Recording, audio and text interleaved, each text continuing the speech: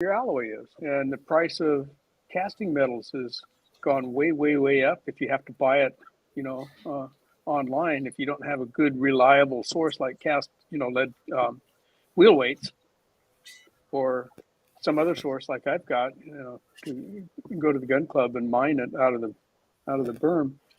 Then it starts adding up real quickly to even shoot cast bullets. But if you got, it's like Mac was saying, if you've got an expensive firearms and they're just becoming safe queens, you don't have to go shoot thousands of rounds a month. Just about everybody can afford to take a box of 50 to range and go twice a month, and keep in tune with your firearms so that you keep your muscle memory up as best you can. But it's except for who was it who said that? Said that they can't justify buying 9mm anymore. Was it Reloader? Idaho Rogers. And he's pretty close to the mark there. Even to reload 9mm, you've got to buy your projectiles pretty cheap. The cost of powder is up, but it's not up. You might be paying 2 cents a round now instead of 1 cent for your powder. That's not huge, but the cost of the projectile is way up, and certainly the cost of primers is way up. It's for me to cast a 9mm bullet, because I add a little bit of other materials into my freebie lead that I get. It still costs me a penny to make a quote free lead cast bullet. Because of the tin that I put in there. But the cost of the primer and the powder has taken my rounds now from 4 or 5 cents net up to 14, 15 cents net. Now, and that's significant. So even if you're making your own ammunition, even if you are reloading, it's still kind of pricey to make a lot of ammo and go shoot thousands of rounds a year like Chris is doing. He spends a lot of money on that stuff. But for the average guy, you got guns in your safe. Come on, you can go spend $20 on a box of bullets twice a month and go.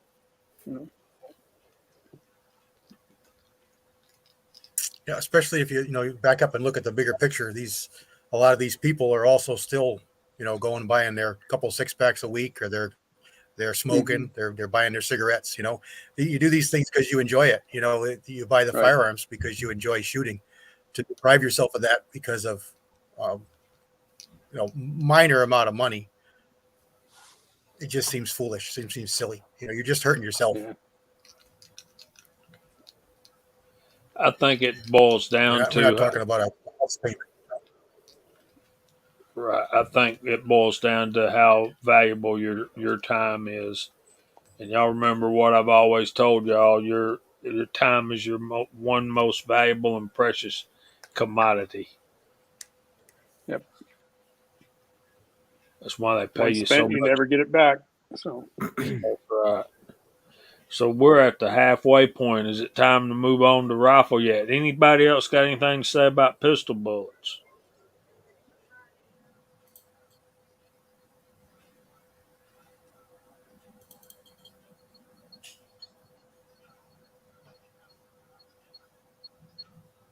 Chris, I feel like you need to say something about what you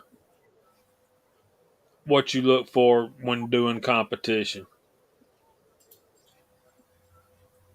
I mean, when it comes to my competition rounds, I'm going to buy the cheapest bullets I can get. So, I'm like Mac, man. I've bought a lot of Summit City bullets. Their prices are good. Their shipping is not too bad. It's like I've said before, all I need those things to do is shoot and hit the target and have enough powder behind them to knock the steel over. I load them. I don't load them up like I do a defense round or anything like that. I just need them to cycle the action and knock over the steel poppers, and that's all I care about. They don't have to be super precise. The A zone on one of them targets is fairly good size, so I just need it to hit the target. So with my competition rounds, it's not a big deal to me. If I can if Brass Monkey's cheaper 1 month in Summit City, I'll order from them. Or, if I'm at Cabela's or something and I look down and there's 1,000 berries bullets sitting there, I'll buy a box of them and bring them home. I'm just the biggest thing with me, like I said, I stick to 124 grain and I use the same powder charge on all those bullets. So if I'm using Brass Monkey, Summit City, blue bullets, berries, I'm always using the same powder charge because that's what the Progressive set up to run. So that's pretty cool. Look who we've got here, Mr. PC Bullet Empire, the Emperor. Oh, is Jimmy. here. My brother from another mother. Good to see you out there, buddy. Yes, sir. Good Missing to your see you. There we videos, man. go. Missing you. Yeah, we're all missing the Emperor. There it is. hey, Mac, I would say one thing to Chris's comment. So I stick generally to 124 as well, but just bear in mind when you get a different bullet, you will have to make slight adjustments. You may not adjust your powder, but you will have to make slight adjustments for the bullet. Oh yeah, Bear that in mind.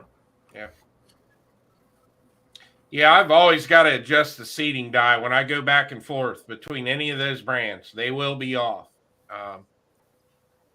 I notice it a lot when I go from a plated bullet to the polymer coated bullets. Backman Michael had a comment out there. He wanted to know, is Summit City still bagging the bullets or putting them in a box? I haven't ordered any from there for a while. They come in a box now. Okay. They're let me show you. They come, so these are 45s. They come a pack of 500 and they come in a box. And they come, Okay. I think the 9mm come 1,000 in a box and the bigger ones come 500 in a box.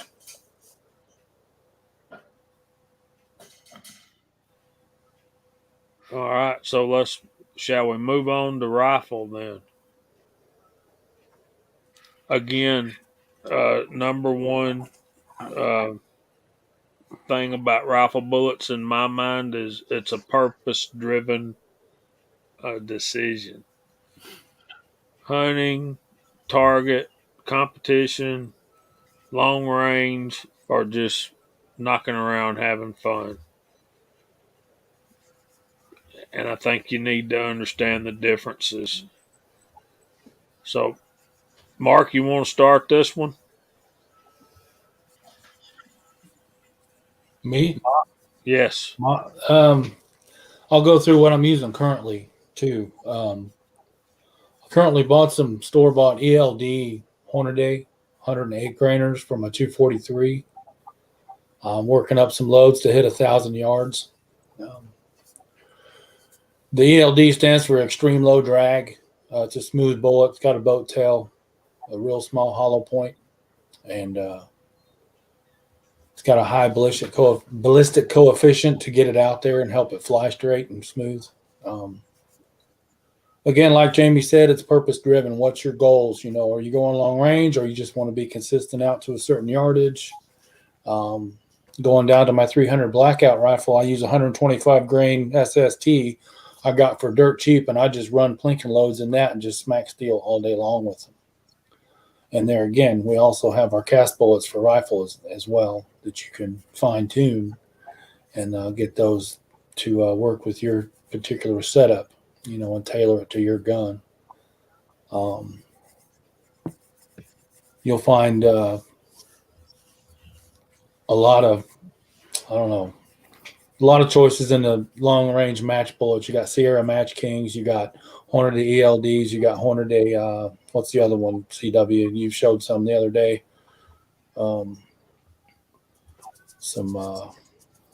It's not the ELD, it's the other Hornady. I guess it's just match, but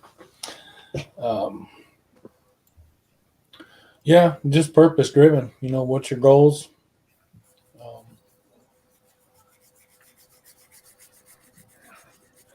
There's a big difference though, and do any of you reloaders clean, then deprime, then primer? I deprime, then clean, dry, size, then prime. That's my MO too. Since I started wet tumbling, that's the way I do it. I save up all of my fired rounds till I get a big batch, and then I run them all through my Lee APP press and deprime them all, and they come out of that press and jump right down into my jug for the tumbler, right out of the press, and then they get tumbled, and then come back and size and prime as needed. Some of my cases don't get the primer pocket cleaner. My rifles do, obviously, but my pistol, some of my pistol loads, I just deprime them and wash them, and that usually takes care of a lot of the carbon from the primer. But that's just me. But they all get looked at, make sure they're not, too cruddy. But Well, wouldn't you save some time though if after you deprime them, just throw them in the bathtub with you and fella can just scrub them in there? toss them on a cookie sheet and dry them off. Yeah, I mean, right. if you want a hillbilly, yeah, go for it, man. Yeah, Bill, if you can see the water that comes out of our wet tumblers, you you wouldn't do that. know?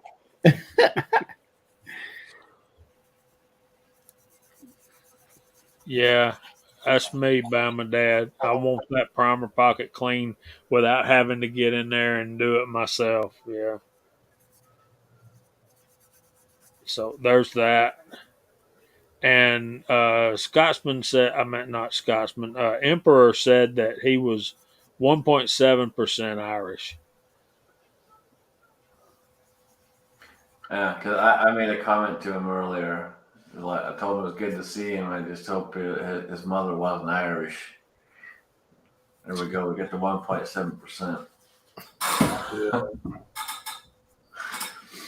And let's expand on Mike Hester's thought. He was talking about the Berger VLD hunting bullets earlier, how they penetrate 3 inches and then disintegrate, and how the Hornady SSTs were a much better hunting bullet. I think we need to study a little bit about the construction of a hunting bullet versus a target bullet. He was pointing out how accurate that those Bergers were. Well, yeah, they are accurate, but if they're not killing your game, or worse than that, they're wounding your game and making that game suffer for a long period of time before it dies and you can't recover it. The difference that as I understand it, is the target bullets have the jacket and the core are not bound together in any way, shape, or form. It's literally a cup and a core. And that's why you have that little bitty hollow point at the top of most of your target bullets. But for a true hunting bullet, the case and the core need to have something to hold them together to get that penetration. Thoughts on that, MacMan? Just jumping. I just saw something come up on the thing. Mike Hester said he anneals his rounds every third shot. You want to anneal it every time, Mike. It's you get better consistency, better neck tension. The brass will last longer. So if you've got the annealing machine there, just do it after every shot, especially with these rifle rounds. It's you'll find a big benefit from it. Sorry about that, Jay. I just saw that popped up. I just wanted to comment on that. I use the Berger VLD a lot for hunting. And let me see. Hold on 1 second. I think I've got one here that I pulled from a deer. talk while I look at it, guys. You're okay. Okay, so here's this I pulled. This VLD bullet was 180 grain. See if I can get that to focus. Sorry, guys. So that was what I pulled from a deer that I killed. So this bullet is a VLD 180 grain. This is a 7mm mag, and that's what was left of it. So the total inside is gone, and it dropped the deer on the spot. I hit it. It didn't move. It just dropped it. So I really like VLD bullets. I find them very, very good. So I haven't really shot a deer with any other bullets to see how they react, but this thing is, you can see it. It opened up and there's nothing left of it. It just totally wiped the deer out. See, that's my point. I don't want that happening. It's not that uncommon for a cup and core standard hunting bullet to shed its core like that. It's actually pretty common. You see companies like Spear offer the Grand Slam bullet, where they have two different kinds of lead in the cartridge, in the bullet projectile, and they it changes how that bullet expands. Other companies will do tapered jackets on the bullets, and obviously they can adjust the hardness of the core to resist expansion as well. So you see that a lot on newer as of probably 20, 25 years ago, Nosler ballistic tips. Ballistic tips were always a easy to expand bullet. They were pretty much a varmint bullet.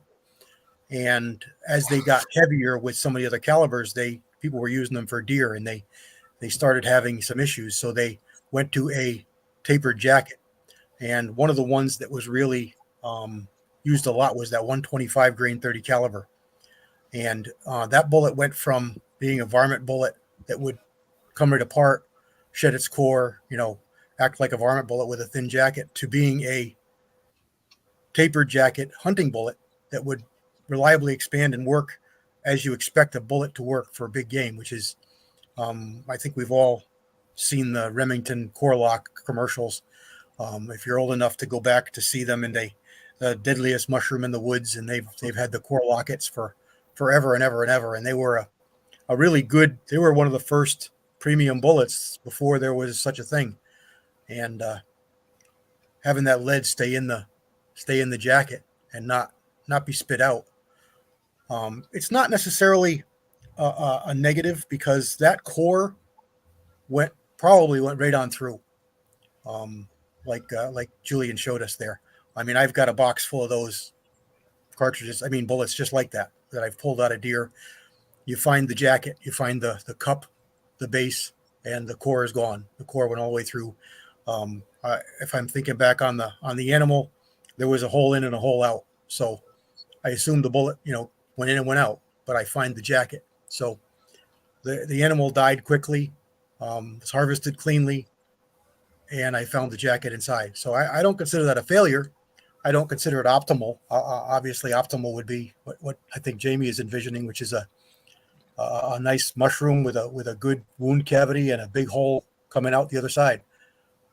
But that's not the way all the bullets work. And you're talking about the match bullets. A lot of the match bullets have very thin jackets because they can consistently make a thinner jacket work better. Consistency, accuracy, weight, all those things really lean towards a match bullet. So the only thing that they can really change is the cores.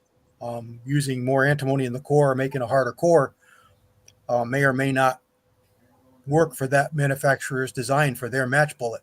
So that's the biggest reason that I don't ever recommend, or a lot of people don't recommend, match bullets for hunting, is because they'll either do what we've already talked about here, which is go in a few inches and explode, or they'll pencil right through and not expand at all, which is the case with a really hard bullet. Unless they hit bones, you hit bones and then things are going to change. But mine is hitting something major, like you just drill through the ribs through the lungs and such.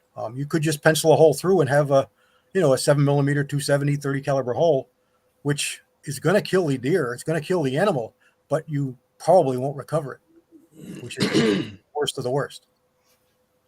So See, I've never recovered a bullet I've killed an animal with. Every deer I've ever shot's been a clear pass through, and I've just not recovered the bullet to see what kind of shape it's in. But yeah, my idea of a hunting bullet is one that expands. Emperor put up there ballistic tip, hollow point, or soft point. I'm a soft point kind of guy. I want that. I want a little bit for hunting. I want a little bit of that lead showing. I want that mushroom to begin, and I want that bullet to stay together all the way through that animal. Mhm. And yeah, bullets like a Nosler AccuBond. There's a number of other ones off the top of my head. I don't know who's bonded and who's not, but the AccuBonds are a bonded bullet. They're a Nosler bullet. They look just like a ballistic tip, except they don't have the fancy colored tips. They have only white tips, but they're a bonded bullet. They're a premium hunting bonded bullet, and they generally don't shed their cores. But before there was ballistic tips, there was solid base bullets that Nosler made, and I've killed dozens of deer with those things, and every single one of them shed their cores. Every one of them. It's just how the bullet worked. I've used Spears a lot, and I've used Sierras a lot, and Spears tend to be a little bit tougher of a bullet for me. They always were a little better as far as expansion and good penetration, where Sierras always tended to be a little more accurate, but also always shed their cores. The Sierras I used were always boat tails, and that design just tends to spit its core easier. It's tapered in the back, so it's as it expands down, it almost spits it right out like it just always happens. Hornady has an interlock design where they actually have like a burr on the inside of the brass, on the inside of the copper, and it locks that core in there a little better. There's all different designs for all different companies, but that's the idea. And then of course you got the partitions, and the H mantles and the A frames. Those are all the same design in that they are an H-shaped jacket. In other words, you've got a base section that fills from the bottom. You've got a nose section that fills from the top. And when the bullet expands, the theory, it only expands down to that partition in the middle, and you still have that base to push on through, to carry and drive on through. that momentum.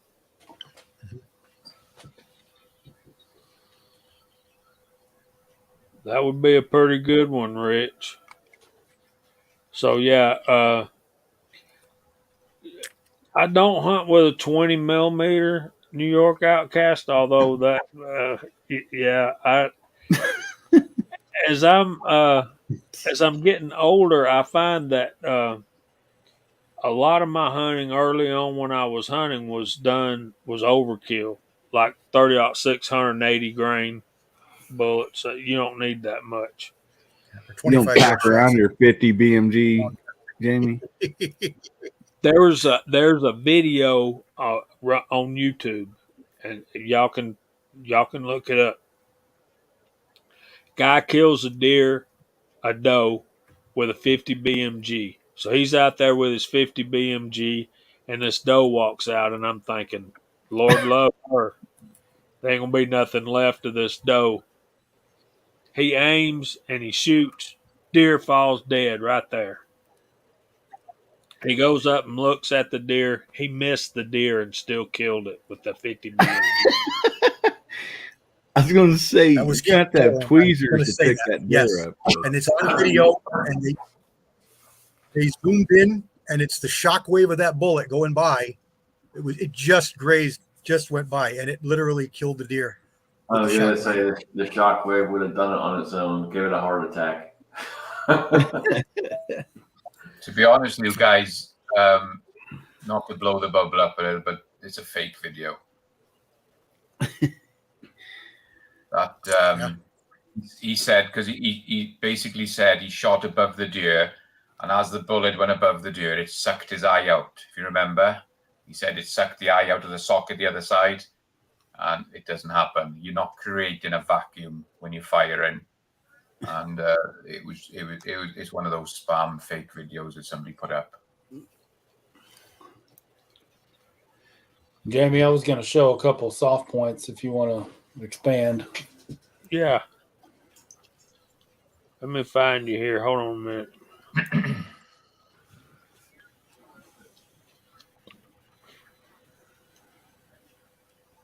Well, I ain't going to be able to get this to focus.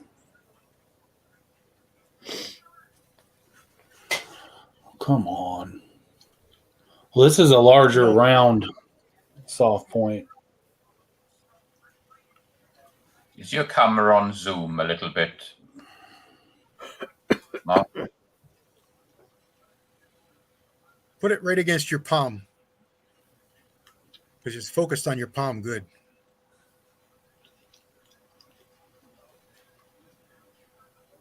What round is that, Mark? 243, and I don't know the name of that. It's just a large round point versus a spire point. Yeah. I think these are going to do some really good expansion. This is just a 243, one of my deer loads.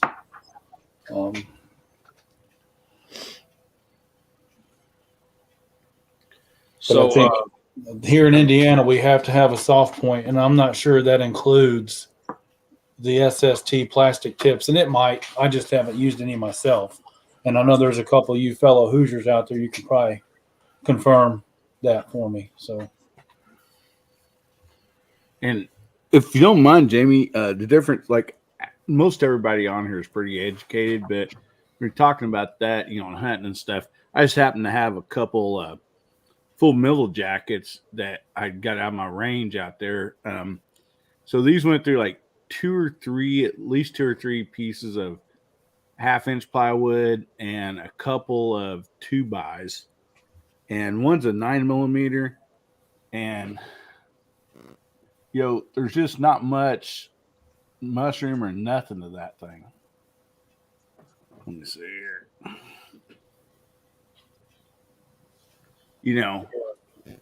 And then this one's a 10mm, and it's hardly nothing's done to it. So you're just going to get a pass through, if you're hunting or whatever with those. And so that's why, like here in Missouri, we can't even use a full metal jacket for hunting. And that's one of the reasons, in case somebody out there was wondering. yeah, they don't expand. No, not at all. They just cut right through the deer, like CW was talking about earlier. They just cut a lane, and they'll die.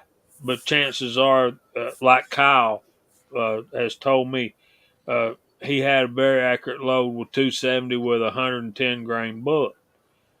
And he said that he was having trouble recovering the deer because they didn't know they were dead. Well, it's not expanding, and they run off, and you can't get them.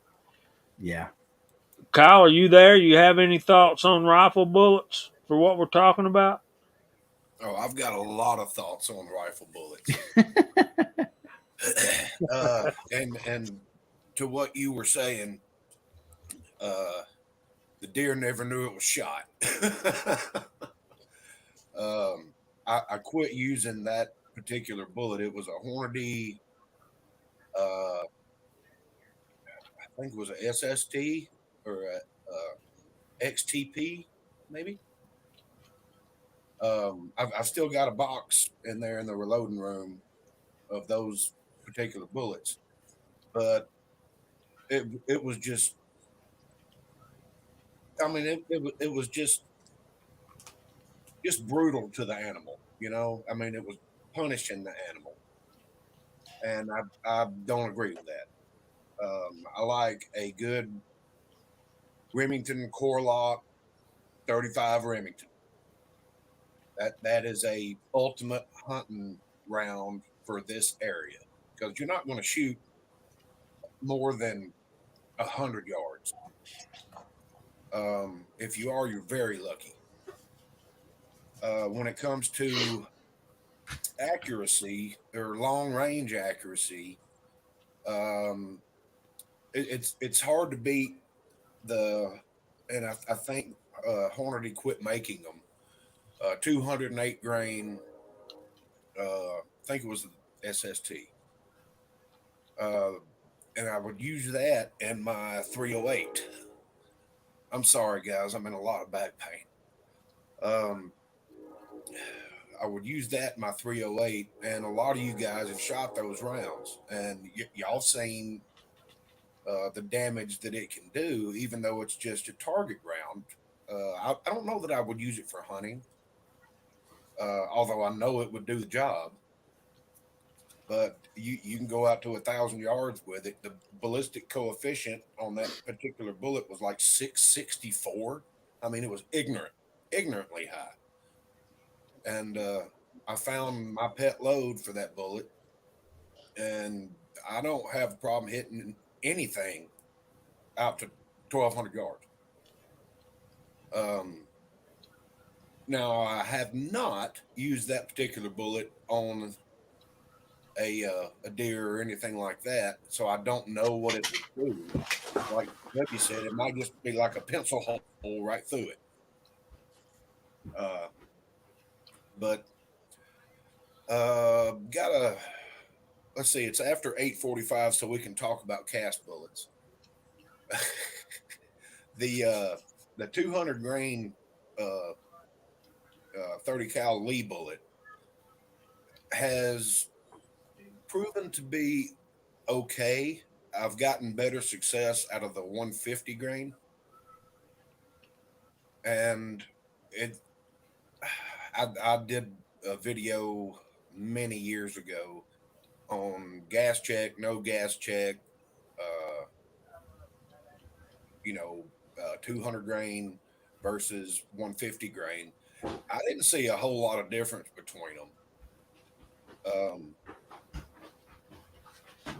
I don't know. That's about all I got to say about rifle bullets. I've got a bunch of them, and I love a 110 grainer in my 300 Blackout. That is a worm burner. I mean, it is screaming. Anyway, carry on. Thanks, buddy. I think the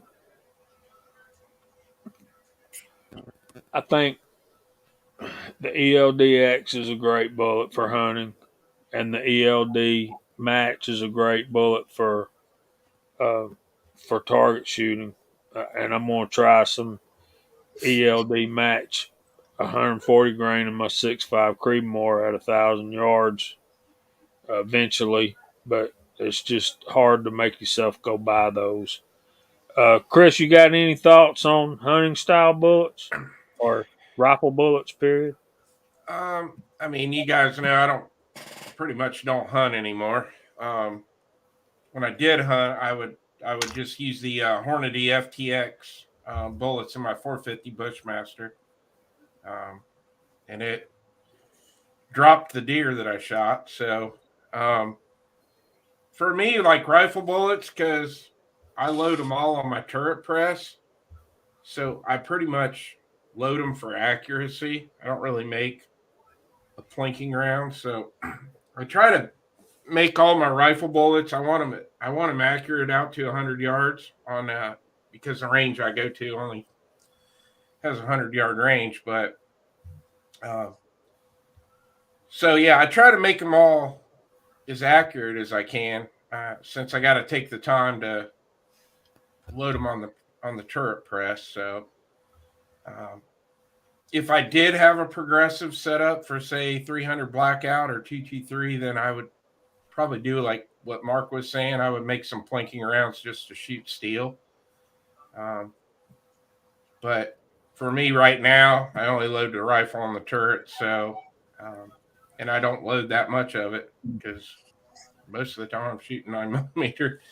But I would eventually like to set up a progressive to run 300 Blackout and 223, and just make a round that I can hit steel with. not get as into it as I am on the turret press. Just make something that runs. So, but that's kind of my thoughts on the rifle side of things. Well, I appreciate those thoughts.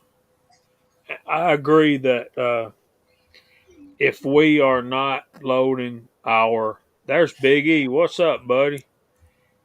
If we are not making our hunting rounds as accurate as possible, we are doing a disservice to God's creation, in my mind. Mark with a C, what do you think about rifle bullets? Anything I'm hunting with, I'm still just doing factory. I don't trust my reloading enough yet. I'll use them for plinking rounds. I'll use them for just trying to see what I can pattern, but I'm still inexperienced enough that I'm gonna use factory stuff, and having good luck with factory on taking any game.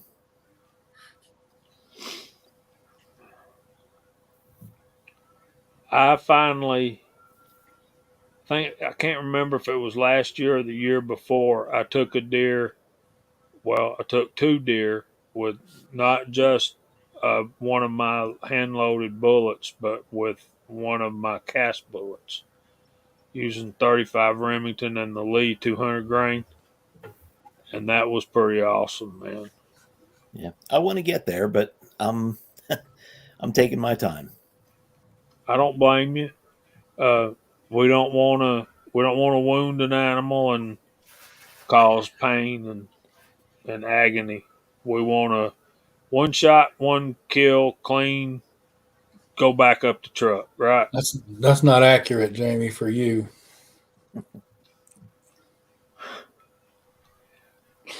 Yeah, I don't have any shirt tails left, right?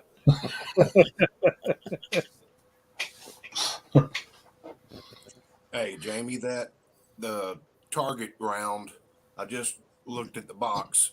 It's a Hornady ELD match, and it's a 208 grain. And what I would use for hunting out of this, my 308, is a Sierra Match King 175 grain. And I've worked up loads for accuracy with both of them. So I'm it's going where I tell it to go, and I know that this Sierra bullet will take it effectively and as quickly as possible. I just thought I'd share that. I just walked back inside and found the box. Hasbro, you ain't right.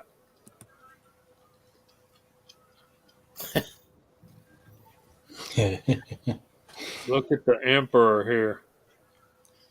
357, 18-inch barrel, 170 grain Sierra. Nice. See, my thing is,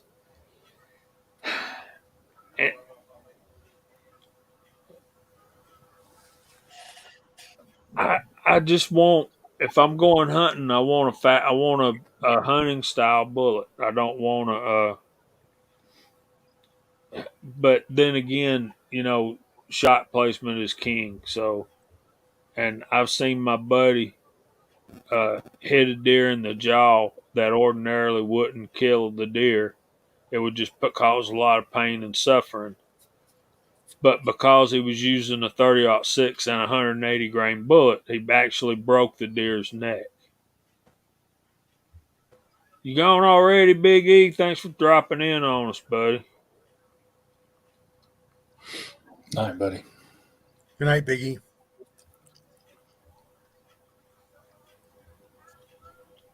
What are you thinking, Jason? The Weasel? What are you thinking, buddy? I don't have a whole lot as far as rifleman. I'm not.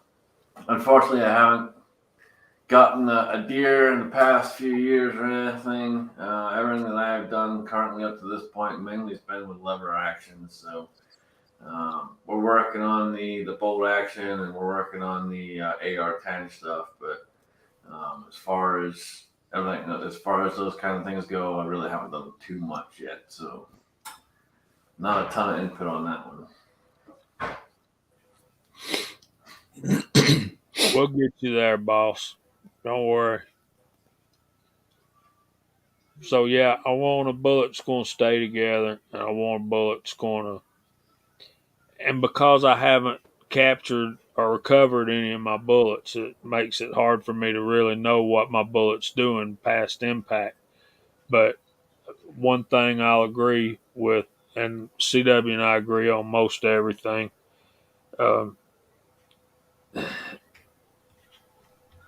You once that bullet hits bone,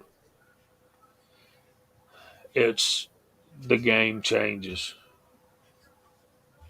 Kind of like Mike Tyson said, everybody's got a plan until they get punched in the mouth, right? You get the ear bit off. That's the way your bullet does.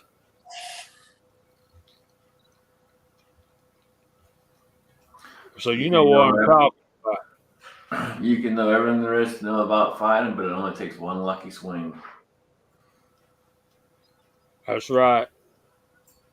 Shot placement.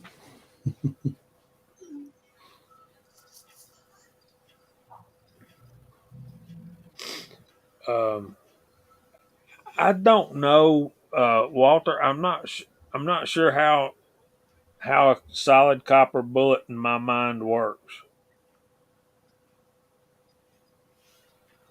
I wish Yeah, I excuse could. me, me too. either. You know, it's there's factory rounds that are available in California. At least I'm sure they're available everywhere else everybody wants to shoot them. And I think there's some composites out there. And if you want to cast zinc bullets, you can shoot those. They're going to be lightweight, but you can use those. But you cannot shoot even shotguns. You can't hunt with lead-based bullets in California at all anymore. So it's got to be something else. Anything else, just about. But There's a good purpose-driven point right there from Ozark.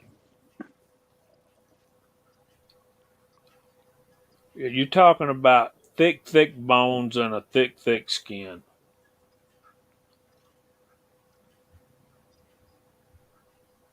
What about expansion, though? Does it mushroom or does it need to? Oh, they mushroom. They got cuts in them, or they've got a hollow point in them. They're designed to expand. There's a lot of different ones on the market. There a lot of them are machined. yeah. Aren't those Yeah. Lehigh Defense? Aren't they copper, or don't they have a copper bullet too? Those kind They of have funny copper twisty and looking brass. They have a couple Yeah. different bullets. They've got a lot of stuff. They got ones that are designed to shed their petals. They got ones that are designed to expand. They got ones that are designed to just open flat. They're really ahead of the game with their bullet technology. They're right up there. Barnes used to be the one. They were one of the first ones, but Lehigh is, my opinion, they're a step above. Now, I've seen the Remington Copper Solids hit deer, the 12 gauge Sabot round, and they do expand. The petals kind of flower out a little bit, and I'm sure it's going to vary with what it actually hits, whether it's tissue versus bone. But I have seen those expand. With my cousin uses those faithfully every year, so that's his go-to. But running out of luck on those. Yeah, they discontinued them, didn't they? Yeah, he bought a ton of them back in the day, and he's got a closet, and I don't know how he's doing, but yeah. I had a whole bunch of them in 20 gauge, and a guy paid me through the nose to get them. I didn't want to get rid of them, but he offered me stupid money, so I sold them. Oh yeah. Yeah, there's a number of good bullet design manufacturers out there now. There's more than a few. Maker's one of them. Yeah, I like a guy in Michigan there. I've been using his bullets for a while. He doesn't do solid copper, but he does cup and cores, and he does different jacket thicknesses, different hardnesses of the lead cores, and he tailors them to the cartridge velocities.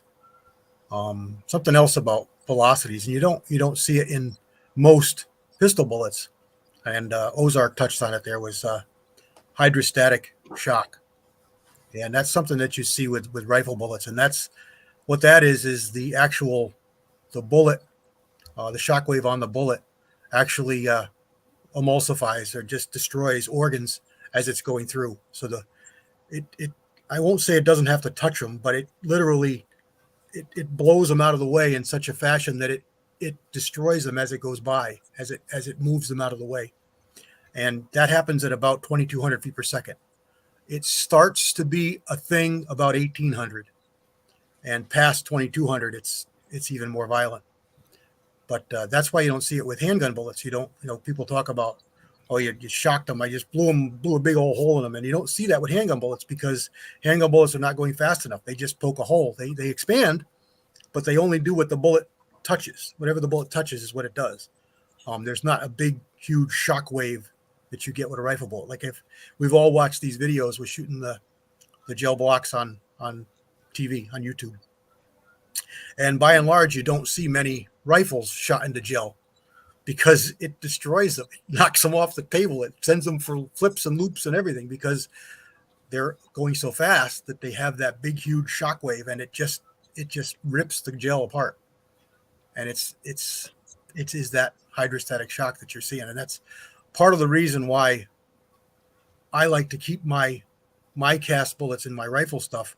I shoot for that 1,800 feet per second as my threshold, because things start to happen to the bullets too. I mean, it affects the bullets a great deal too. It's a lot of stress on the bullets once you get up in those velocities, and you need to adjust your pressures, adjust your hardnesses to accommodate for that. So that's why I like to look at 1,800 as my threshold. I'll go faster, but by and large, I target that as my top velocity, and it does the best for me. I still get part of that shock, but I can do it with a softer bullet that's going to expand more readily and reliably and consistently for what I do. With my rifle bullets, I'm doing most everything with cast. Big surprise to everybody. But for me, if I need to stretch out past 200, 250 yards, I'm going to be looking at a jacketed cup and core or a solid copper bullet. I don't do a whole lot of really long range stuff because I don't have access to ranges where I can shoot like that. I would love to play with my cast bullets at longer ranges, but right now for me, my cast bullets will do everything I need out to 200 yards. And if I need to do more than that, or I think I might have the need for more than that, I'm going to look for a jacketed bullet. That's me. That's what I do. And I know what my bullets will do, and I know what the velocities will do. I know what I need to do for hardnesses, velocities. I know what my bullets are going to do from my testing and newsprint and water and different mediums, plus game that I've shot with them. Anne Marie's got a question, and we'll start going through the room and saying our good nights. But Anne Marie, that's a tough question because there's good and bad in all brands, in my opinion. The main thing you want to look for is a bullet that's going to do what you want to do. If you're going to shoot long range, you need a match bullet. If you're going hunting, you need a hunting bullet. So that's the main thing. And of course, your big brands are not big brands for no reason. So Generally speaking, the lightest bullets in a caliber are going to be your varmint bullets, and your heavier bullets in a caliber are going to be your bigger game hunting bullets. So if you were to choose a varmint bullet, let's say a 30-06 110 grain, that would be a poor choice for deer because it's pushing that bullet so fast, you're not going to get adequate penetration. The bullet's probably going to blow up either under the surface or just on the surface or just inside the game. And it could be a lightning bolt dead on arrival, or it could be a horrific wound that's going to cause the animal to die well away from where you're going to be able to recover, which is the worst scenario. So that's what makes a good bullet bad or a bad bullet good. Conversely, if you're shooting woodchucks, let's say, or prairie dogs, and you choose that 220 grain round nose, yeah, it's going to kill them, but more than likely it's just going to poke a hole in them because it doesn't offer enough resistance for that great big bullet to expand. So you took a bullet that was good on deer or on bears or on big critters, and you made it bad because you're shooting it on something that you're not designed for it to be used for.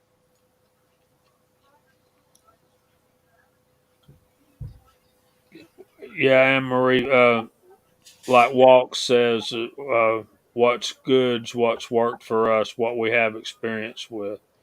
And as far as anything, stay away from. If you're going to be reloading, just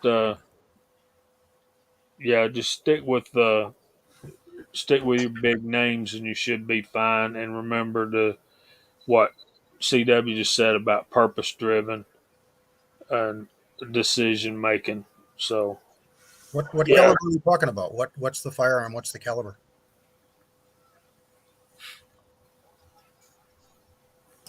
I think she's just talking about in general. Yeah, I don't think she reloads yet.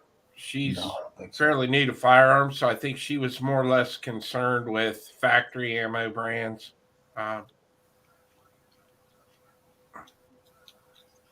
Be wary of Winchester white box and the cheaper stuff. I mean, if that's what you're asking, because I've seen a lot of variance in depths and even an upside down primer in the Winchester white box. I don't know. Chime in, guys. I think that's what she's asking. I think she's getting into some personal defense stuff. She's brand new to this thing. So okay. So just in general, you're shooting paper, steel, tin cans, buy anything, whatever you've got cheap, whatever works good for you is going to be fine. If you're going after, grizzly bears, you want to choose a really good, tough bullet that's going to be adequate for penetration. It's going to be good velocity, optimal for the caliber that you chose. And that's going to be different. You're going to choose a 375 H&H. It's going to be a different choice bullet than you're going to use with a 7mm Remington Magnum.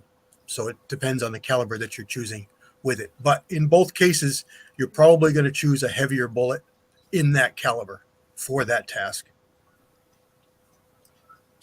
Yeah, in all honesty, too, if when she's just practicing at the range, crappy ammo's actually good, because if it doesn't work, that's the time to find out how to clear your weapon to get your next shot off. So that's a good point.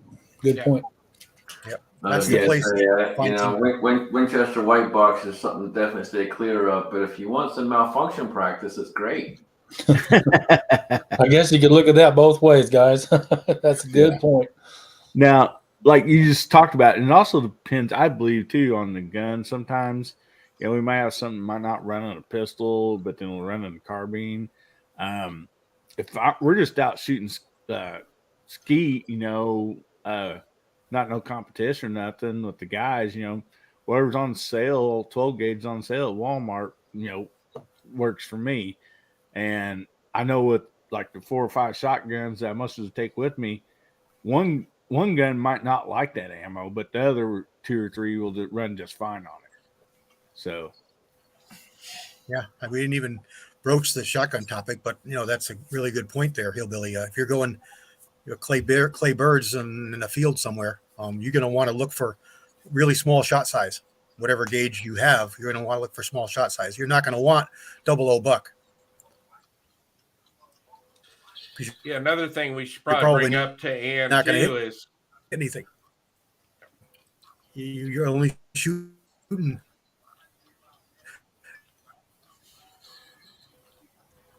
Go ahead, Chris. No, I was just gonna say too. One thing we should probably tell Ann too is like some of the Russian ammo. Your Tulas and your Wolfs, your steel case stuff. A lot of that ammo has really hard primers, and there are some striker fired guns that don't like that stuff. They may not set it off. I know, like I have issues with my M&P 45 setting off Russian ammo. So that's kind of something to kind of think about too. Your hammer fired guns, not such a big deal, but some of your striker fired stuff's not going to like the Russian ammo. In my in my opinion, in my experience that I've had. Yeah, you're exactly right. That's what I say, Chris. I'll stuff that might not like my pistol won't like, 9mm or, maybe even 10mm or whatever. But then, I can put it over my carbine and it'll run it just fine, for just out planking or target practicing. I think mainly what they're talking about with Winchester white boxes, 9mm in particular, but 223 might ought to be fine. So yeah, we need to start going through the room. We've got 8 minutes to clear the deck for Mr. Gizzard Gary. So let's start with Mark Thomas. What you got coming up this week, bud? Not much. I'm working on a little bit of leather work, just doing some personal reloading, and just waiting for good weather. We've had some really windy, really rainy days. I'm just looking for some daylight and some sunshine. That's all I got.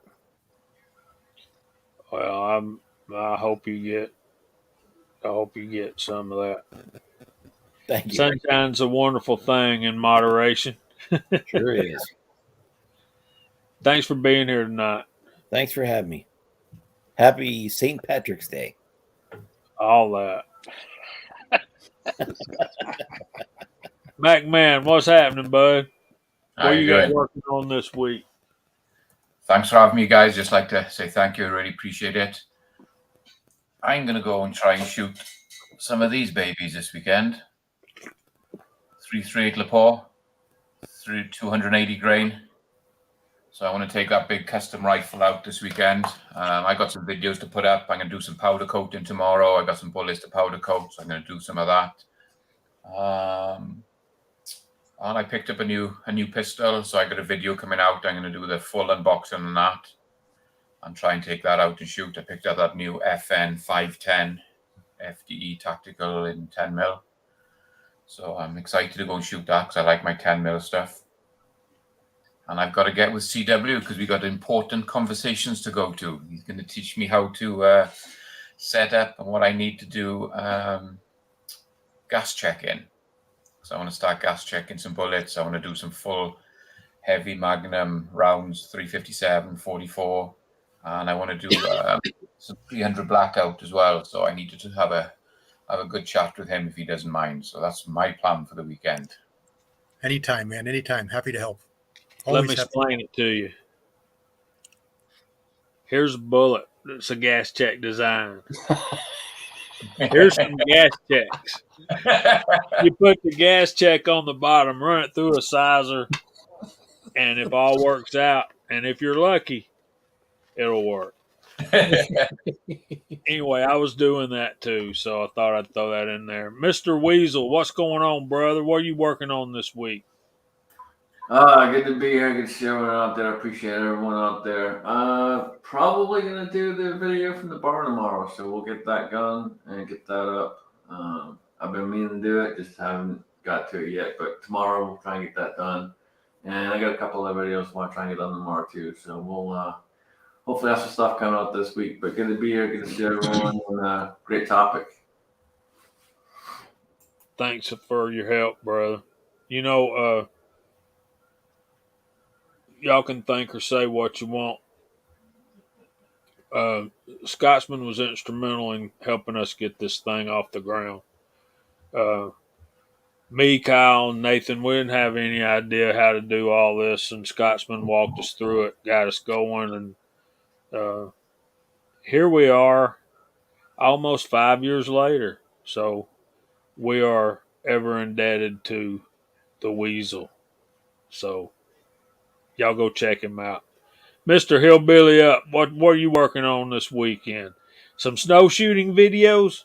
I thank the Lord we ain't got any snow right now. I did wear my green for you, Scotsman, for St. Patty's Day.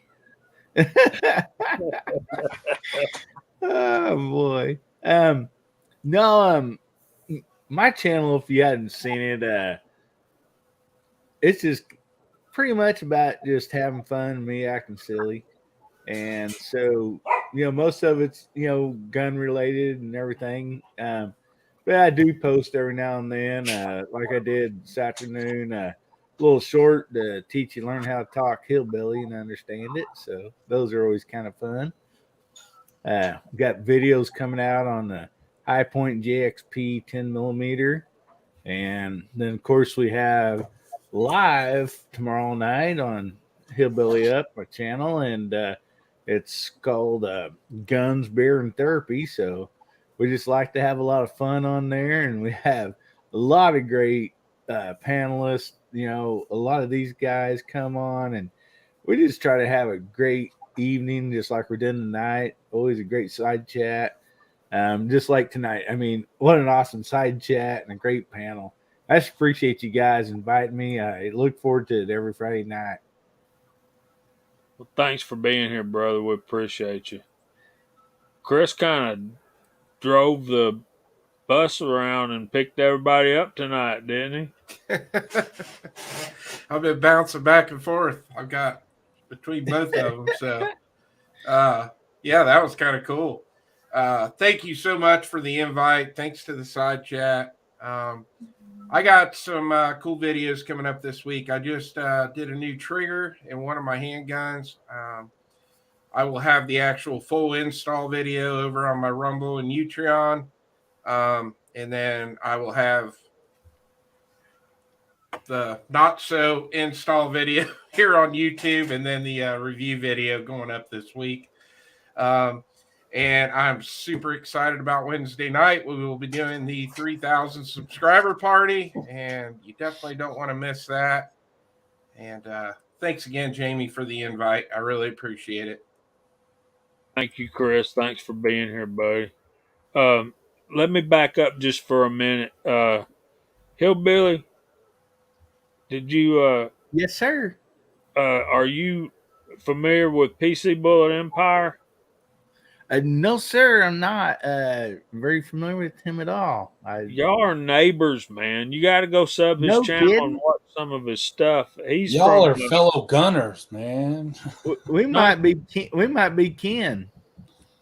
Well, I don't know about that, but yeah, Chris. We need to congratulate Chris on 3,000 subscribers as well. You betcha. Well deserved too, buddy. Yeah, and he's, I want to say he's from just outside Columbia, Missouri, and he's asking where you're from. So type in there and tell him where you're from. And Yeah, but I'm in southwest Missouri here in the Ozark Mountains, down around the Branson, Missouri area, but a little farther southwest than that even. Surrounded by beautiful Table Rock Lake. so you know where Mena, Arkansas is? Right Yeah, there. I do. Yeah, I go there, son. And Ozark Spirits originally from Arkansas as well. Elk River, I see that. Awesome. So anyway, y'all can have your family reunion after we get off the air. So let's keep burning. MCK, what's going on, brother? Oh, doing some 12 gauge Sabot loads, 350 grainer. Working on a couple of projects myself. I need to get with you, Jamie. Other than that, just remember we all got something to learn and we all got something to share. So we'll pass it up to that young man in California. Absolutely. Come on. There we go. Thanks for the young part of that, Mark. I really appreciate the invitation to be here as always. It's something that I look forward to every Friday night. I get up on Friday morning and first thoughts in my mind, well, second thoughts on my mind is, it's Friday and it's Georgia night. I'm always excited to be here. So I really appreciate being allowed to be a piece of this. Guys in the side chat, just a lot of our good friends are there. In fact, everybody who's in there is a friend of the family, so to speak. tomorrow I'm going shooting. I this week cast up some bullets out of an obsolete RCBS mold for that 38 Super that I've got. So we're going to go try those tomorrow, and then Monday that shooting video will pop out on a Moldy Monday video, and I'll do some more casting Monday or Tuesday. It's going to rain. Well, not Tuesday. It's going to rain again Tuesday, so maybe I can get some casting done on Monday as well. So that's what I got coming up. Nothing out of the ordinary. Thanks for being here, BW. brother. We appreciate you. Mr. Lusk, hope you're feeling better, brother. You got anything you're working on this week? I'm actually going to load a bunch of 44 Magnum tomorrow. I'm sure that this particular platform will not allow me to post video on it. But I just got to say, I've been laying here on the couch just having a ball listening to everybody cut up and watching the side chat. And that thing that the Weasel said, the white box is great if you want malfunction practice. Oh, that got me. That got me. I'm just trying to just hope that the soreness will be gone in the morning. I don't know that it will be. I'm fixing to lay down on some more ice packs, but I've really enjoyed it. We had a huge crowd and a great panel tonight. I think everybody had a good time with it, and that's what it's all about. So with that, I'm gonna cut it over to CW. Thanks, Kyle. Absolutely, guys. This was great. This was one of our biggest contributors night that I remember seeing. I saw 76 at one time. That was a big number for us, and thank you all for all that. And thank you, Chris, for spreading it out, and Hillbilly for putting it on your channels. And I'm sure that made a big difference in our viewership. So thank you very much to everybody. I saw a lot of really new faces in the side chat, and that was great to see. Welcome, everybody. I hope you had a good time. I hope you come back and see us again. I've got 2 new series started.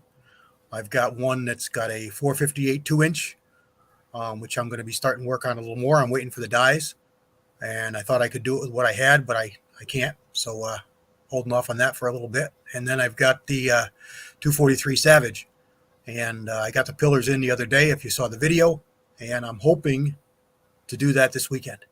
So I'll get those pillars put in that new laminated stock, and have a video on that. And then we'll do some loading as much as YouTube is going to allow. Mark and I have been talking on a couple different loads, and I think I want to follow his lead there and play with some Stayball 6.5. I've had the powder for a while and haven't used it, so I think it's time to try it. I dug out some burgers. I got some 107 burgers, so I think I'll play with those two and build up some ladders for later on this season. So look forward to those. I got a really nice box in the mail this afternoon, and I posted the video, but it bounced. So I don't know what I did. I did something wrong. So I'll probably post that up after the chat here. So there'll be a video from me later tonight or tomorrow on an unboxing from Michael Hurtnick. Thanks a lot, man. Really appreciate it. He went above and beyond. I really, really appreciate it. And Thanks, CW. We appreciate you. About it from me.